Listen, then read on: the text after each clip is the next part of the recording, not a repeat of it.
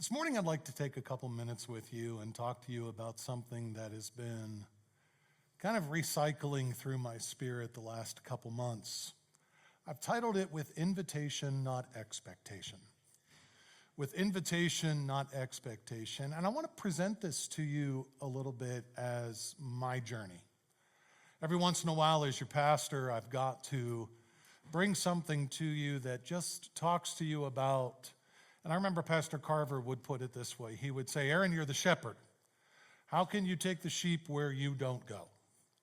And I thought, okay.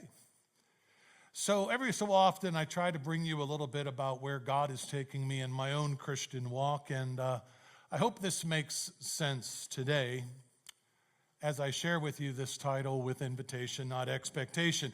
As many of you guys know, as of next month, I will be finished with my master's in social work program. Yeah. And I'll be able to sign MSW at the end of my professional signatures. Now, what does that mean exactly? I don't know. You know, all I can know is that I very much plan to continue to be the best pastor for you as I can be. And so while God is making some steps clear for me, not only for me, but giving wisdom to the church board and I as we look to the future, continue to pray for us if we would, because my whole reason for doing this from the very beginning was I believed that God could give us the opportunity to have a counseling center here at the church and be able to really make an impact in the community that is around us and expand the ministry of, that's not right, hold on a second, ministry of Robinson Free Methodist Church. Now that picture comes in just a minute. So as I was telling you a little bit about my journey, every once in a while I travel back to the sacred past and I bring you a little bit about what it is to be a Peternell. Now those who have heard me talk about this over the years have heard me talk about how I come from a family of political and theological debaters. Our wives hate it when we get together for Thanksgiving and Christmas because, you know, somewhere along the way we're going to have this deep theological discussion. And this has been this way since we were children. And so as the deep theological or the political discussions would start out, there's just only one way this worked. It's kill or be killed, right? So the table becomes interesting. And it's funny because, you know, as you grow up in an environment like that, you absorb, whether it was taught or if it was something that you caught, you absorb certain things. For example, you absorb that being right is the goal, right? You listen to the other person's position, but you only listen to it long enough to find the whole. And then once you've heard the wrong, then you, see how that's come together? You pounce. You attack. It is deliberate, it is brutal, and you do so because growing up, the first goal was to be correct. Right? You wanted to be the guy who was right. And so it could be said that if you were the one who pounced first, and then if you ended up being the loudest and speaking the last word, anybody understand what I'm talking about? Yeah, you won, right?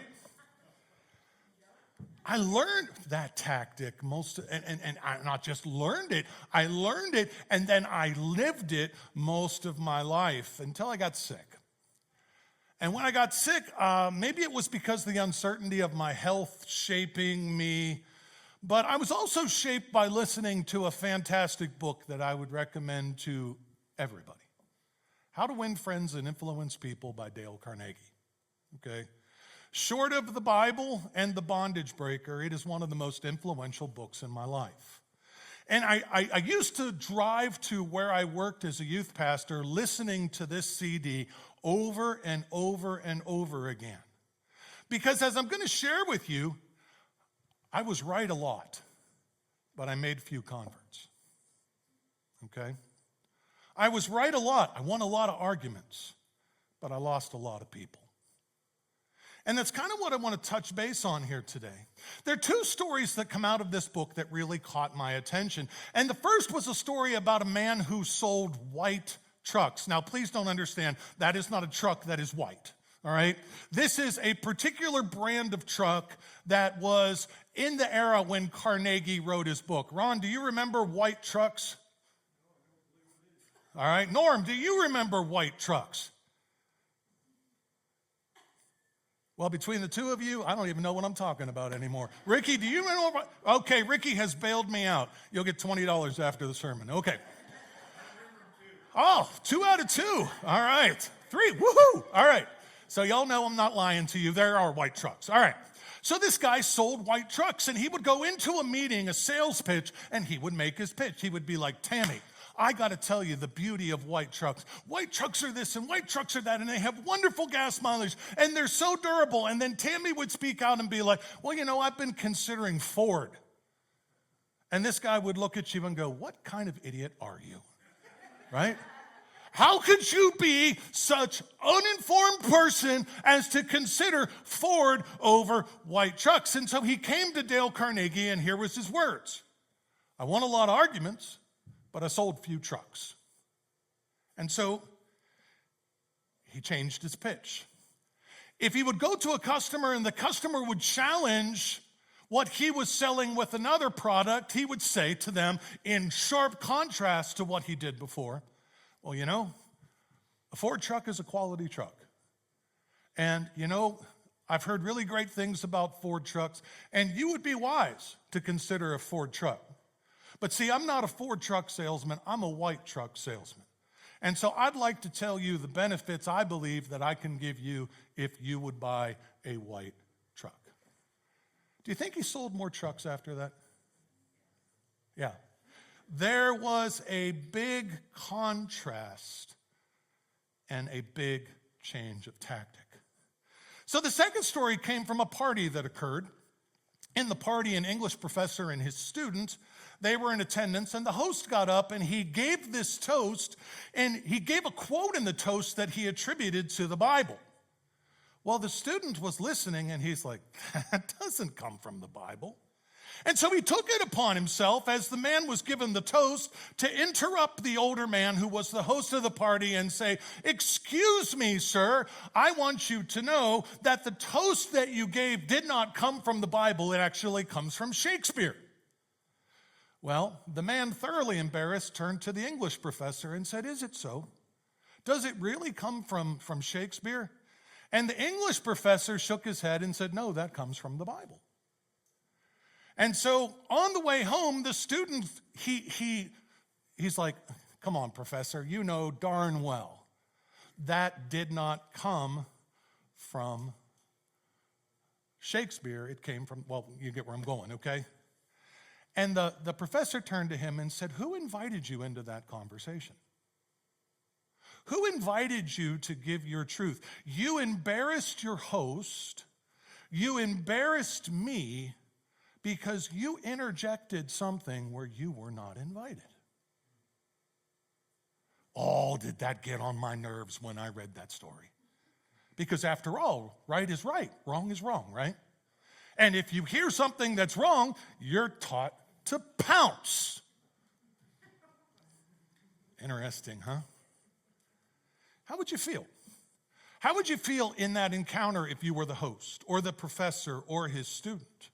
I mean, as the host, I would be certain that I would feel in some way attacked. I might be angry that this particular young man had chosen to interrupt me. If I were the professor, I might see this as an embarrassment of social norms. If I were the student, I might look at it and go, what did I do wrong? He said something wrong. I knew what it was, and so I corrected him. But it reminds me of what my old pastor used to say over and over to me as he mentored me as a young man. He would say, a right thing done in a wrong way is still wrong. A right thing done in a wrong way is still wrong. So while the student was technically correct, it was outmeasured by his wrong. He had been intruding where he had not been invited. And these two stories, they kind of got me thinking about growing up in church. You see, for most of my life, I've seen the church as the source of what is right and the Bible as supporting that correctness. And so for most of my life, if I knew that a person didn't have the truth, it was my job to give them the truth that I possess. I mean, that's the heart of evangelicalism. We give the truth, right? But I gave them without, I should say it this way. I gave it to them out of my own expectation of myself and not necessarily what they needed. I was right, and they needed to know about it. And so I fired a lot of arrows, but I often missed the mark. And if you look at the very definition of sin, in the Greek, the definition of sin is simply you missed the mark. Now, sin oftentimes happens for one of two reasons. One, because Jeremiah says in Jeremiah 17:9 that the heart of man is desperately wicked and it is deceitful above all things. And so because we have this wicked heart, we will sin. 1 John chapter 2, 15 and 17, it gives further explanation from a New Testament perspective. John would write, do not love the things of the world or the things of the world. For anyone who loves the world, the love of the Father is not in him. But all that is in this world, the lust of the eyes, the lust of the flesh, the lust of the eyes, and the boastful pride of life is not from the Father, it is from the world. So one of the primary reasons we sin is because we choose to say yes to sin and no to God. We say yes to what pleases self and no to service. At its core, it is selfishness and unbelief. That is the reason why we often sin, but it's not always the reason that we sin. There are times that we miss the mark because God, who is always speaking, is talking to us, but we're not always listening.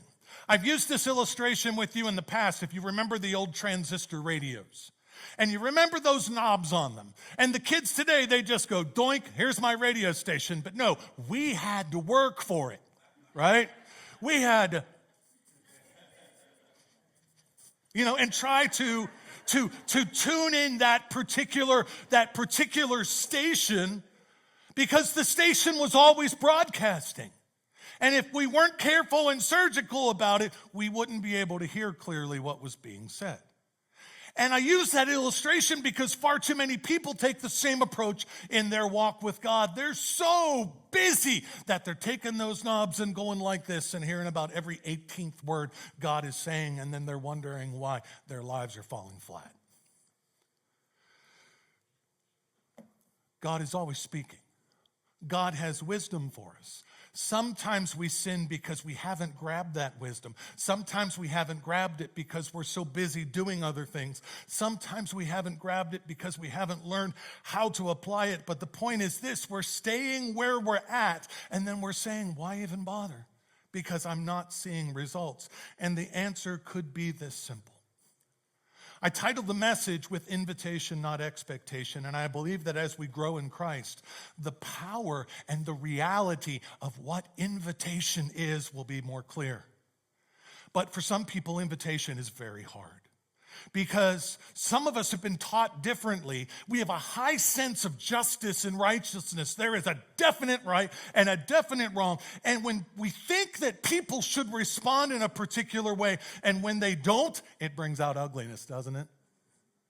When I've got an expectation that someone else doesn't respond to me in, boy, does that make me mad. And I know I'm not the only one in the room, right? So with this in mind, you'll fire words out. And if you really want to guess, if you really want to know if you have an expectation problem, listen for this word coming out of your mouth. You should. Anytime you hear should, you have just pinpointed an expectation in your life. Okay? Should. Should is the key word of expectation. So we're often taught expectation. We're taught it at home, as I've shared in my story. We're taught it at church. Many times we have been driven by something else or someone else, and it has given us this idea we have to perform to the expectation. And in turn, what do? In turn, we're often quick to force our views on people who are not yet ready to receive them. Does anybody understand what I'm saying? Yeah. And so here's the problem. There is no greater hindrance or conflict point in a person's life than when they have expectations and those expectations get broken. So here's your expectation. I have the truth. People should respond to me in a particular way because I have the truth. Another expectation. I have the truth. Life shouldn't be happening to me this way because I have the truth. And here maybe is a verse that we need to ponder for a minute. James 1, 5-8. But if any of you lacks wisdom, let him ask God, who gives all generously and without reproach, and it will be given to him. But he must ask in faith without any doubting. For the one who doubts is like the surf of the sea, driven and tossed by the wind.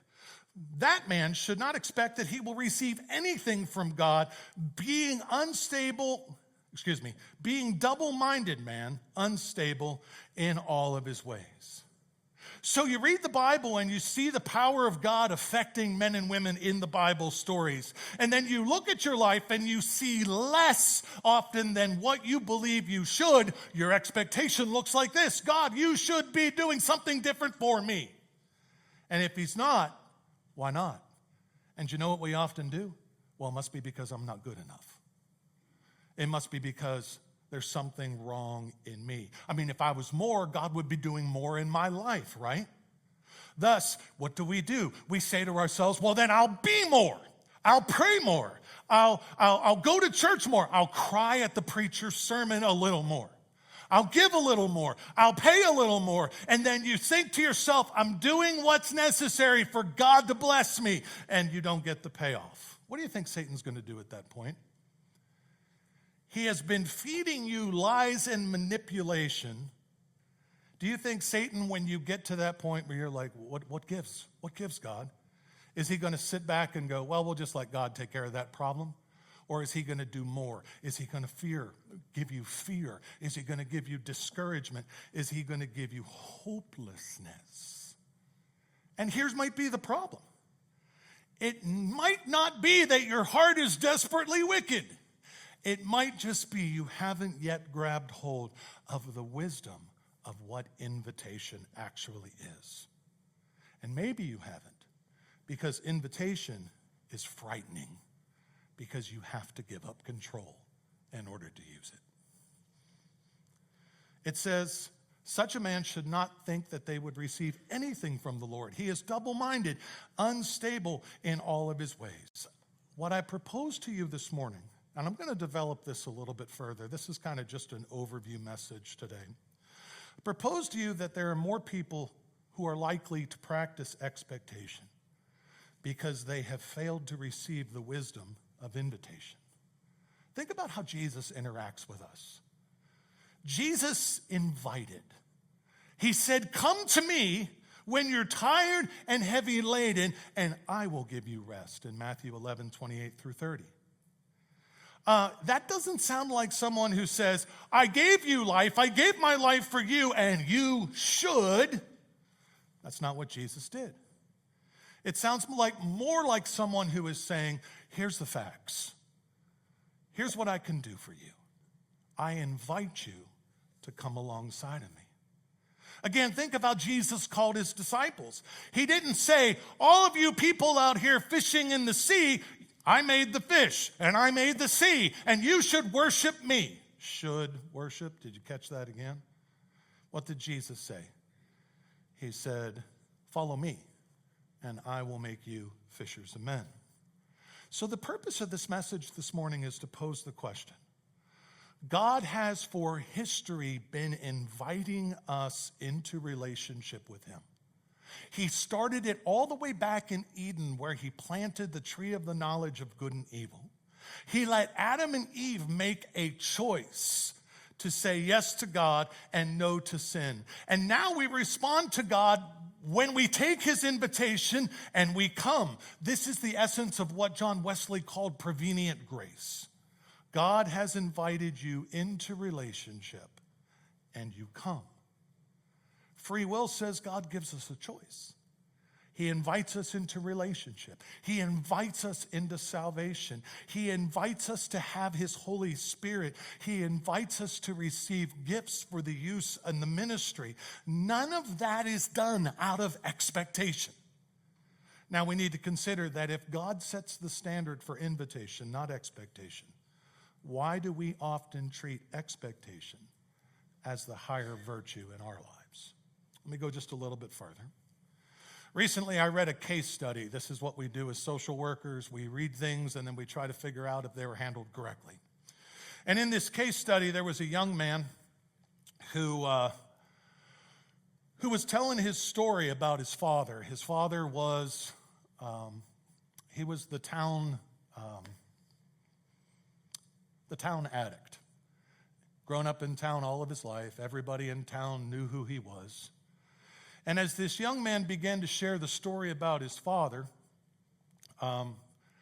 he actually, in this case study, he says this: "My father said to me, 'I'm not your father. You're not my son. You just need to go live your life and leave me alone.'" And the young man noted in the case study, he asked his therapist, "How is this okay? How a father should," did you catch that again? A father should, did you catch that? A father should do this. My dad should have, again, there's that word, the evidence of expectation. These expectations were not met, and here is a young guy, 15 years old, who said, "Why does my dad not accept me? Why does he pursue drug addiction more than relationship with me?" And you could tell it was gutting the young guy.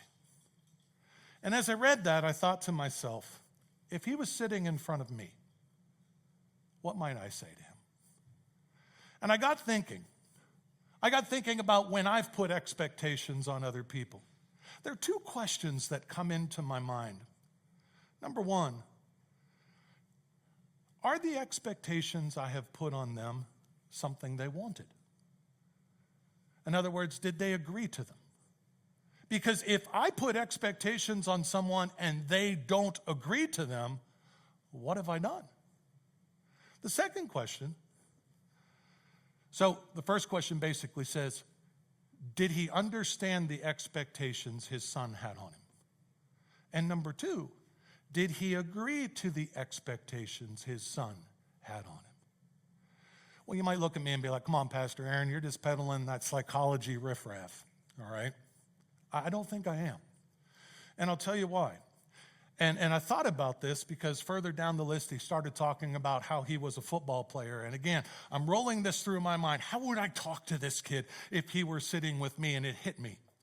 I said, I want you to imagine for a moment that your coach took you from the position that you're really good at, and he moved you to a position that you're not good at. And now he sends you out into the game, and every time you make a mistake because you don't know the new position, he yells and screams at you, "How do you feel?" And I can imagine that young guy saying to me, "Well, I feel like I've been bullied." And I would think, yes, that's perfect. You've been bullied. Why? Why? You feel angry. Why? Because I got moved from what I was good at.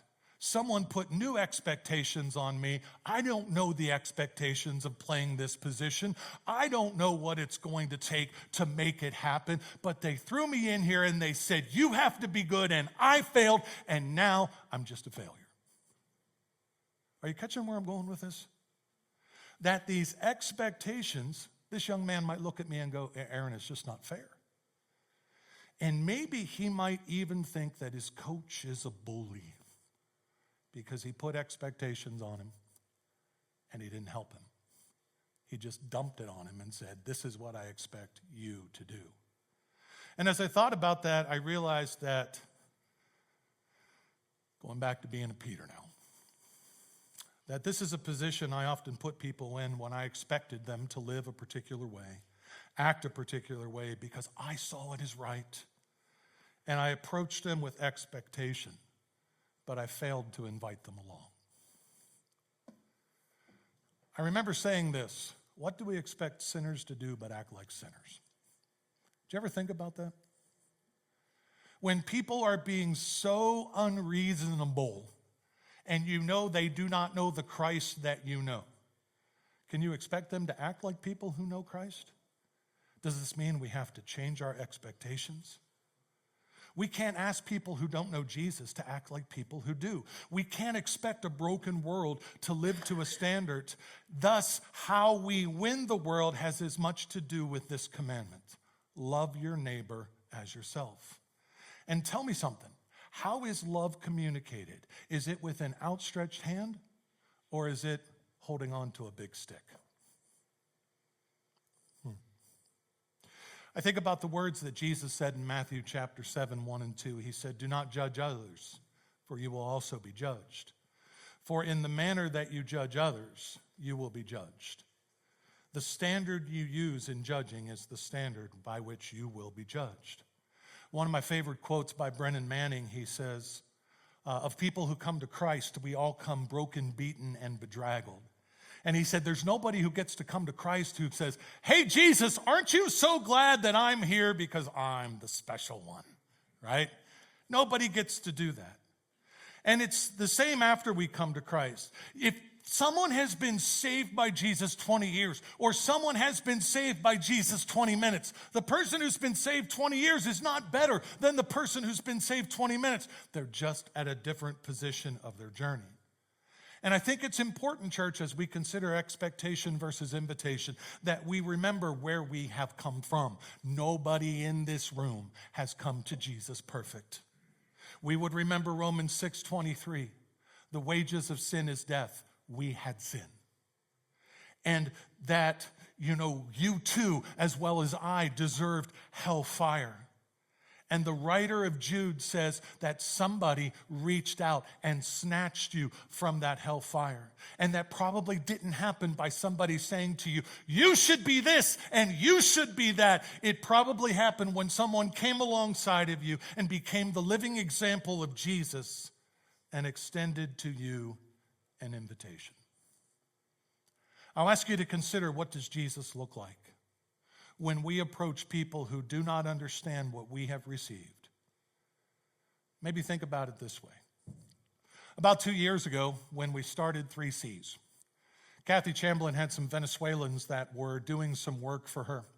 It was 2 boys and a young girl, and they came to one of our 3Cs meeting. And I was sitting there talking to them as someone who had done missions work in Venezuela, and they didn't understand English real well, and my Spanglish was terrible. And so I'm sitting there with a phone trying to communicate back and forth. And I thought to myself, well, I took Spanish phonetically. I can sound these things out. And I began to talk to the young woman that was there, and she kept on looking at me like, you are a special kind of idiot, right?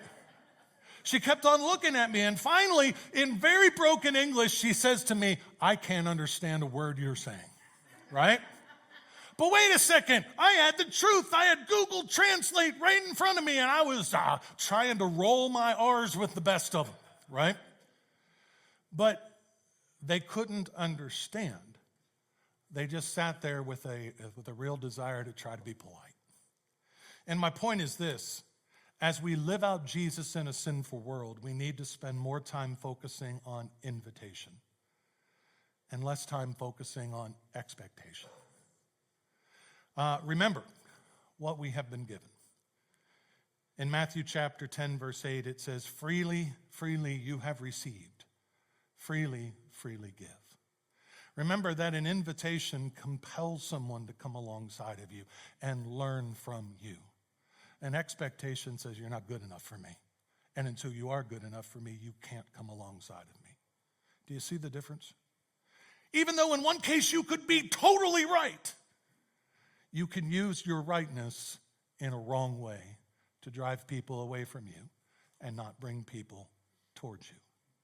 And this is just one of the prime things God is teaching me in my heart right now. Now, I fully expect That somebody is going to call me up and they're going to be, hey, Pastor Aaron, I want to know what the Bible says when it says rebuke. And I'll talk about that next week, okay? Because it's a good question, all right?